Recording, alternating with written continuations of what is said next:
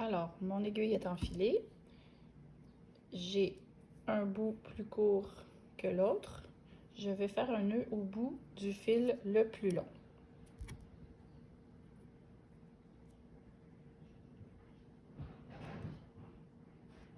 Ça, je vais faire double. Une petite boucle, je ressors et voilà. Alors, j'ai tracé 2 lignes pour pouvoir faire les 2 premiers points de base sur cet échantillon de tissu. Ensuite, je vais passer l'aiguille sous le tissu pour le passer à travers et sortir l'aiguille sur la ligne.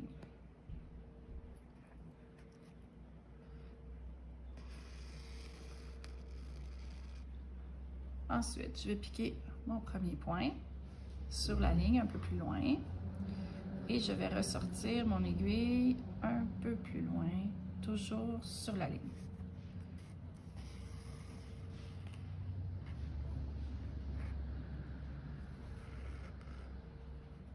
Je continue, je reviens en arrière pour piquer là où mon aiguille était sortie, où mon fil était sorti plutôt.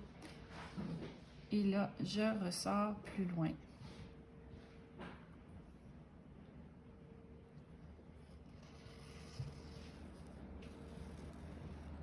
Et là, j'ai un deuxième point. Je refais toujours le même système. Je pique à nouveau là où mon deuxième point était sorti. Et je pique plus loin sur la ligne.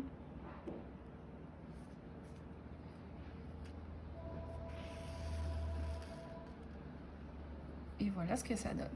Donc, j'ai déjà 3 points de fait. Je vais faire le dernier. Pour l'exemple, je repique et je sors plus loin. Et voilà. Donc ça, c'est le point arrière en couture et c'est le point de piqûre en broderie. Et voilà. Alors maintenant, je vais vous montrer le point avant.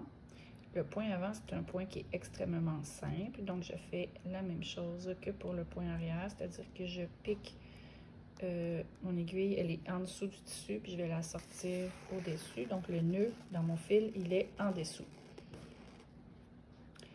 Et là, tout simplement, pour faire le point de piqûre, c'est... Je peux faire plusieurs points à la fois parce que c'est comme vraiment un pointillé que je fais avec mon tissu tout simplement et avec mon fil. Donc, je vais tirer mon fil qu'on voit bien. Et voilà, j'ai déjà une partie de mon point réalisé. Et je peux refaire la même chose. Donc, je pique sur la ligne toujours. Et je ressors mon aiguille plus loin. Et j'essaie d'avoir une régularité pour que la longueur de mes points soit la même. Et je vais à nouveau tirer sur l'aiguille, passer le fil. Et voilà.